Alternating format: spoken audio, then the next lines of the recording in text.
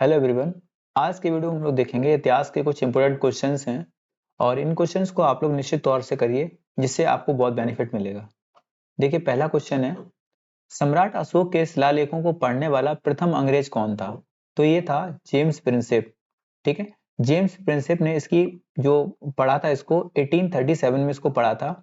और आप बात करेंगे अशोक के शिलालेखों को पढ़ने के लिए लिपि कौन सी थी, तो ये थी ब्राह्मी लिपि। और ब्राह्मी लिपि को ही पढ़ने का काम किया था जेम्स प्रिंसेप ने। ठीक है, अब बात की जाएगी ऐसे अशोक के शिलालेखों को खोजा किसने था, तो इसकी खोज की थी 1750 में इसकी खोज की थी। नाम था पाट्रेदी पैंथेलर। ठीक है, पाट्रेदी पैंथेलर ने इसकी खोज की थी और इसको पढ़ने का काम किया था जेम्स प्रिंसेप ने 1837 में। दूसरा क्वेश्चन है, महावीर स्वामी ने जैन संघ की स्थापना कहाँ की थी? तो ये जैन संघ की स्थापना की थी पावापुरी में। और पावापुरी किस जगह पड़ता है, तो ये पड़ता है बिहार में। ठीक है, आप लोग कमेंट में बताना महावीर स्वामी का जन्म कब हुआ था।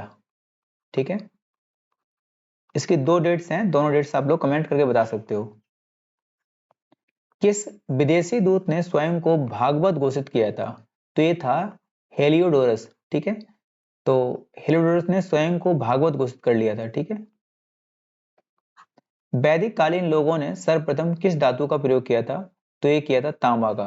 देखिए वैदिक कालीन लोगों की अगर प्रयोग की बात की जाएगी तो तांबा प्रयोग किया था, लेकिन अगर खोज की बात की जाएगी तो इन्होंने खोजा क्या था, लोहा। ध्यान रखना। ठीक है, लोहे के मतलब कि लोहे के आविष्कार से लोग परिचित थे। कौन? वैदिक कालीन लोग। लेकिन अगर बात की जाएगी यहीं पर कि सिंधु घाटी के लोग क्या लोहा से परिचित थे, तो नहीं थे।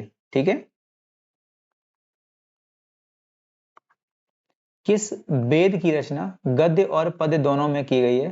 तो यह है यजुर्वेद। ठीक है, ध्यान रखना इस चीज को। ठीक है, अगर पूछ लेगा गायन का वेद कौन सा है, तो गायन का हो जाएगा सामवेद। कौन सा हो जाएगा? सामवेद। ठीक है, किस व्यक्ति को बिना ताज का बादशाह कहा जाता है? तो ये था सुरेंद्रनाथ बनर्जी। ठीक है, सुरेंद्रनाथ बनर्जी वही व्यक्ति हैं आप जानते हैं जिन्होंने INA की स्थापना की थी। और ये कांग्रेस के पहले अधिवेशन जो हुआ था कांग्रेस का, उसमें ये व्यक्ति नहीं पहुंच पाए थे क्योंकि INA की ये कलकत्ता में अध्यक्षता कर रहे थे उस समय। ठीक है, कुछ क्वेश्चन पूछता है कि जो 73 लोग आमंत्रित थे कांग्रेस के पहले अधिवेशन में, उसमें कौन नहीं पहुंचा था? तो सुरेंद्रनाथ बनर्जी इसमें नहीं पहुंचे थे क्योंकि पहले वाले अधिवेशन में 72 लोग पहुंचे थे। ठीक है, हड़प्पा काल में तांबे के रथ की खोज किस स्थान पर हुई थी? तो ये खोज हुई थी दाइमाबाद से। हमने आपको बताया था कि जो सिंधु घाटी सभ्यता है या फिर हड़प्पा सभ्यता है उसका सबसे उत्तरी स्थल है मांडा, सबसे पश्चिमी स्थल है दाइमाबाद, सॉरी सबसे पश्चिमी स्थल है सुतकागंडोर, और सबसे पूर्वी स्थल है आलमगीरपुर। ठीक है, और सबसे दक्षिणी स्थल है क्या है, दाइमाबाद, जो कि प्रवरा नदी के किनारे स्थित है। अगर प्रवरा ऑप्शन में नहीं मिलेगा तो हम लोग लगा देंगे क्या, गोदावरी। ठीक है, ये क्वेश्चन ध्यान रखना आप लोग। ठीक है, और जो मांडा है ये चिनाब नदी के किनारे स्थित है, और जो आलमगीरपुर है ये हिंडन नदी के किनारे स्थित है। ठीक है, और जो सुतका गैंडोर है ये दास नदी के किनारे स्थित है। ठीक है, सुतका गैंडोर। ये सब क्वेश्चन आप लोग ध्यान रखना। ठीक है, महावीर स्वामी यति कब कहलाए? यति, जब इन्होंने घर को त्याग दिया था उस समय ये यति कहलाए थे। ठीक है, मोहनजोदड़ो के स्नानागार के पश्चिम में स्थित स्तूप का निर्माण किस काल में किया गया था? तो ये था कुषाण काल। ठीक है, हड़प्पा सभ्यता के किस पुरा स्थल को सिंध का बाग या मृतकों का टीला कहा गया है?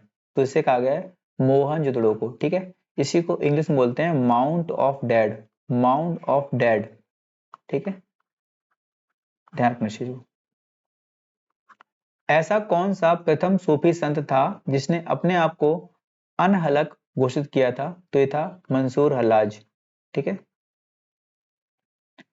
हिंदुस्तान तलवार के जोर पर जीता गया था, यह कथन किसका था? तो ये था एल्गिन द्वितीय। ठीक है, एल्गिन सेकंड था ये। विष्णु के 10 अवतारों की जानकारी किस स्रोत के किस पुराण में है? ठीक है, तो यह है मत्स्य पुराण। ठीक है, मत्स्य पुराण में जानकारी मिली है विष्णु के 10 अवतारों की, ठीक है। अब अगर बात की जाएगी कि पुराण की संख्या कितनी है, तो 18 है। कुछ पुराण ही हैं जिनमें हमें जानकारी मिलती है स्पष्ट रूप से, ठीक है। और जो मत्स्य पुराण है ये सबसे प्राचीन पुराण भी है हमारा, ये भी ध्यान रखेंगे इस चीज को, ठीक है। और जो मत्स्य पुराण है इसमें आंध्र सातवाहन वंश की जानकारी मिलती है हमें। जैसे एक पुराण हमारा है गुप्त, तो वायु पुराण बोलते हैं उसको, वायु पुराण बोलते हैं, उसमें गुप्त वंश की जानकारी है, ठीक है। और ऐसे ही एक पुराण है हमारा, लगभग लगभग 18 पुराण है, उसमें से हमें 4 की जानकारी मिलती है स्पष्ट रूप से, और 6 हमें जानकारी मिलती है, और 4 में हमें सिर्फ और सिर्फ राजाओं की जीवनी प्राप्त हुई है, ठीक है। बौद्ध धर्म की किस शाखा में मंत्र, हठ योग एवं तांत्रिक आचारों की प्रधानता दी गई है, तो यह है वज्रयान, ठीक है। वज्रयान में ये सब कुछ मिला है। प्रसिद्ध विजय विठ्ठल मंदिर जिसके 56 तक्षित स्तंभ से संगीतमय स्वर निकलते हैं, कहाँ अवस्थित है? ये क्वेश्चन बहुत इंपॉर्टेंट है, हम्पी में स्थित है ये, ठीक है। किस शासक ने चित्तौड़ के कीर्ति स्तंभ का निर्माण करवाया था? तो राणा कुंभा ने इसका निर्माण करवाया था, ठीक है। आज भी आप लोग इसको देख सकते हैं कीर्ति स्तंभ को, ठीक है, अभी भी बना हुआ है। इंडिया डिवाइडेड नाम की पुस्तक के लेखक कौन थे? तो थे राजेंद्र प्रसाद जी, ठीक है। इंडिया डिवाइडेड पुस्तक किसकी थी? डॉक्टर राजेंद्र प्रसाद की। राजेंद्र प्रसाद जी हमारे देश के पहले प्रेसिडेंट थे, ठीक है।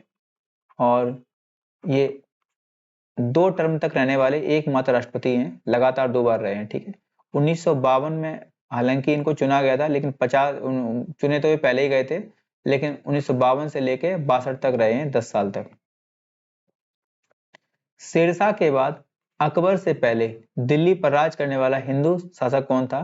तो एकमात्र हिंदू शासक का नाम मिलता है हेमू, ठीक है। और ये आखिरी रूलर भी थे, ये इंडिया की तरफ से देखा जाए तो ये आखिरी रूलर थे जो हिंदू थे, दिल्ली की गद्दी पे बैठे थे।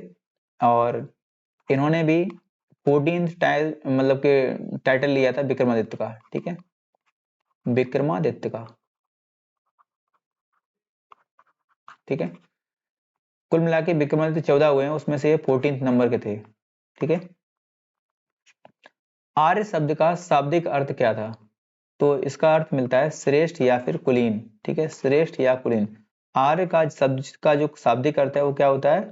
श्रेष्ठ या फिर कुलीन। चरक संहिता नामक पुस्तक किस विषय से संबंधित है? तो ये चिकित्सा से संबंधित है, ठीक है, चरक संहिता, ठीक है। अगर आप लोग एक तरीके से डॉक्टर के यहाँ जाएंगे तो वहाँ हमेशा ये जो चरक संहिता है आपको मिल जाएगी अक्सर कर, ठीक है। तो चरक संहिता नामक बुक जो होती है वो किस संबंधित है? तो हमारी संबंधित है किससे? संबंधित है चिकित्सा से, ठीक है। और इसी में पहली बार जो सर्जरी मिलती है ना, जो सर्जरी, तो इसी में पहली बार सर्जरी का जिक्र मिलता है, ठीक है। ठीक है, क्वेश्चन आपको कैसे लगे आप लोग कमेंट में बताना, और आप लोग जो क्वेश्चन पूछे हैं उनके आंसर जरूर बताना, ठीक है। थैंक यू दोस्तों।